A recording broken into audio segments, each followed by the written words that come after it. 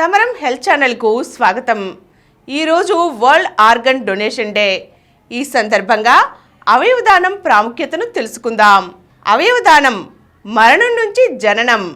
చావు అనివార్యమై అచేతనావస్థలో ఉన్న మరొకరి ప్రాణాలు కాపాడగలిగితే అంతకన్నా గొప్ప విషయం ఏముంటుంది? అవయవదానం అలాంటి సదవకాశాన్నే కల్పిస్తుంది. చనిపోయిన మరొకరిలో జీవించే వరాన్ని ప్రసాదిస్తుంది.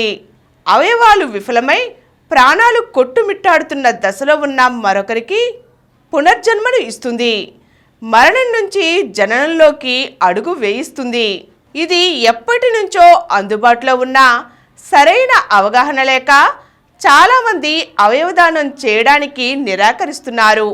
అందుకే అవయవదానం ఆవశ్యకతపై అవగాహన ఎంతైనా ఆవశ్యకం.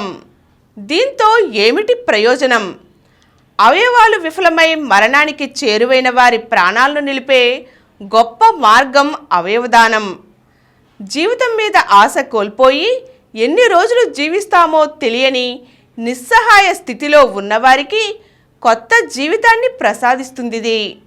అప్పటి వరకు బాధలు ఇబ్బందులతో సతమతమైన వారికి దీంతో జీవితం గణనీయంగా మెరుగవుతుంది. హాయిగా ఆనందంగా గడపటం సాధ్యమవుతుంది. కిడ్నీ, గుండె, కాలేయం వంటి కీలక అవయవాలు పూర్తిగా విఫలమైతే ఒకప్పుడు చేయటానికి ఏమీ ఉండేది కాదు.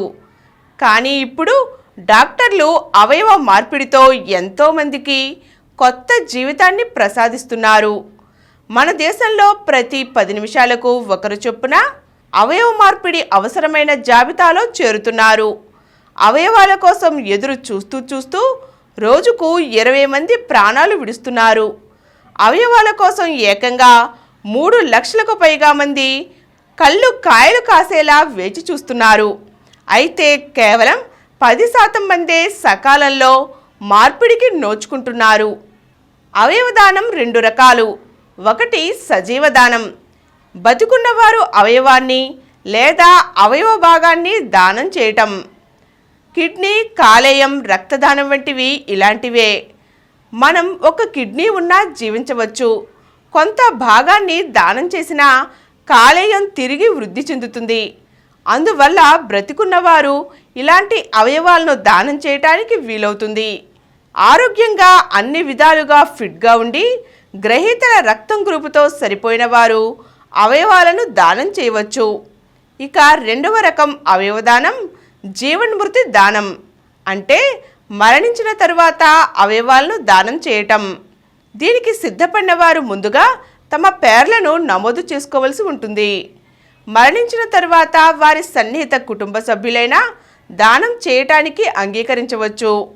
అవయవదాతలు ఎలా చనిపోయారన్నది కీలకమే. బ్రెయిన్ డెత్ అయిన వారి నుంచి గుండె, ఊపిరితిత్తి, కిడ్నీ, కాలేయం, ప్యాంక్రియాస్, పేగుల వంటి అన్ని కీలక అవయవాలను గ్రహించవచ్చు. ఒకవేళ సహజ మరణమైతే కంటి కార్నియా, చర్మం, ఎముక, గుండె కవాటాలు, రక్తనాళాల వంటి కణజాలాల దానానికి మాత్రమే వీలుంటుంది. ఎందుకంటే మనిషి మరణించిన తర్వాత ఆక్సిజన్ సరఫరా కాకపోవటం వల్ల కీలక అవయవాలు చనిపోతాయి. బ్రతికి ఉన్నప్పుడు కిడ్నీ వంటి అవయవాలను 18 ఏళ్లు నిండిన వారు ఎవరైనా చేయవచ్చు. జీవన్మృతి అయితే వయసు, ఆరోగ్య చరిత్రతో సంబంధమేది ఉండదు. ఆడవారైనా మగవారైనా ఏ మతం వారైనా అవయవదానం చేయవచ్చు. అప్పటికే ఉన్న జబ్బులు, వయసు, మొత్తంగా ఆరోగ్యం, అవయవాలు, కణజాలాల స్థితిని బట్టి దాతలను విశ్లేషిస్తారు.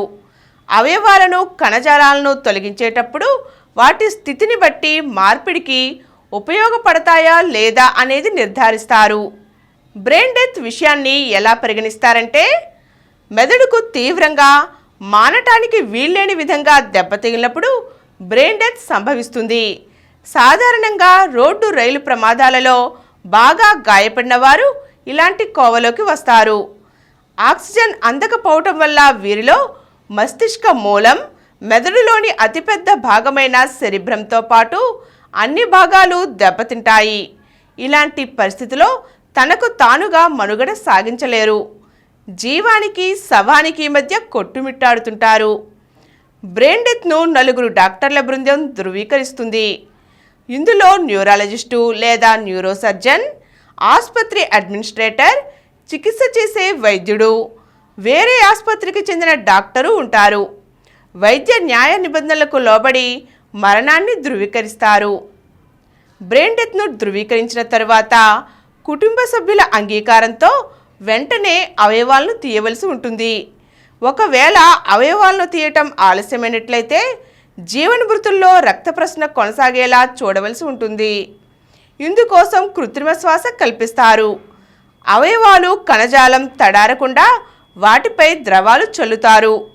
అవయవాలను తొలగించిన తరువాత 4 డిగ్రీల సెంటీగ్రేడ్ ఉష్ణోగ్రతలో భద్రపరిచి కొద్ది గంటల్లోనే మార్పిడి చేయవలసి ఉంటుంది.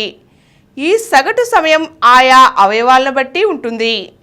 ఉదాహరణకు గుండెను 4 నుండి 6 గంటల్లోపు, కాలేయం క్లోమాన్ని 12 గంటల్లోపు, కిడ్నీను 24 గంటల్లోనూ మార్పిడి చేయవచ్చు.